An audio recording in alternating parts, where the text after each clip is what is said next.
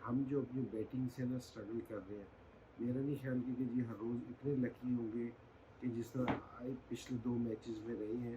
Middle order में आके ना हमारे लड़के ना रिस्पॉन्सिबिलिटी नहीं ले रहे। बिस्मिल्लाहिर्रहमानिर्रहीम। आप देख रहे हैं मेरे YouTube channel the match winner.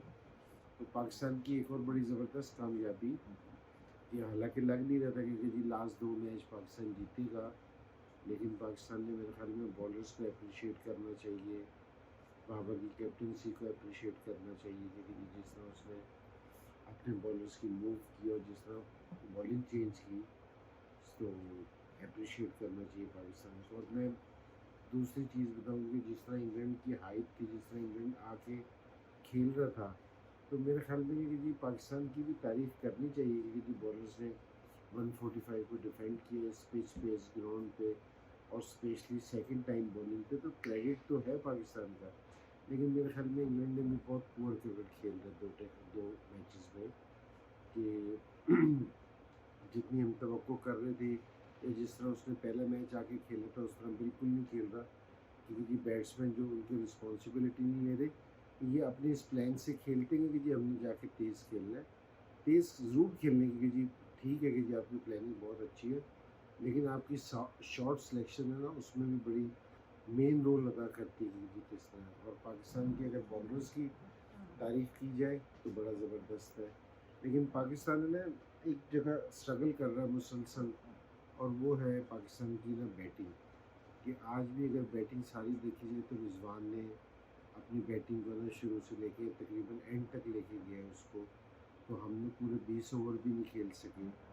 तो ये इतना अच्छा साइन नहीं है कोई। ठीक है कि जी पाकिस्तान जो जीत है ना वो काफ़ी सारी चीज़ों पे पर्दे डाल देती है कि जी आपकी सारी खामियों को छुपा देती है। तो पिछले 2 मैचेस में इस तरह हो रहा है, लेकिन मैं ये कह रहा हूँ कि हम जो अपनी बैटिंग से ना स्ट्रगल कर रहे हैं, मेरा नहीं ख्याल कि जी हर रोज़ इतने लकी होंगे कि जिस तरह पिछले 2 मैचेस में रहे हैं।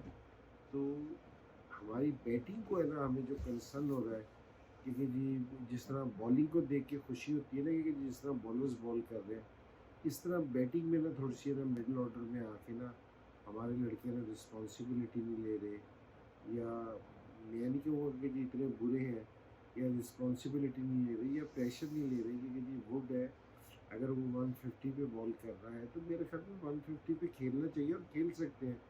हमारे जो बैट्समैन हैं इनको खेलना भी चाहिए कि जी। और बिल्कुल ऑब्वियस सी चीज़ है कि जी वो शॉर्ट बॉल कर रहा है ज़्यादातर, जो उसकी 90% विकेट्स हैं वो शॉर्ट बॉल पे हैं, 90% बॉलिंग उसकी शॉर्ट है। तो ये एज ए बैट्समैन बता रहा हूँ कि जी आपके लिए ज़्यादा बेहतर हो जाता है कि जी आप तैयार हो जाते हो कि जी बॉल ने पीछे ही आना है। जब आपको पता चल जाएगा कि जी बॉल ने यहाँ आना है तो आपके लिए खेलना थोड़ा सा आसान हो जाता है। तो मेरा नहीं ख्याल कि जी पाकिस्तान के बैट्समैनों को वुड के सामने इतना परेशान होना चाहिए या इतनी वो मुश्किल डाले।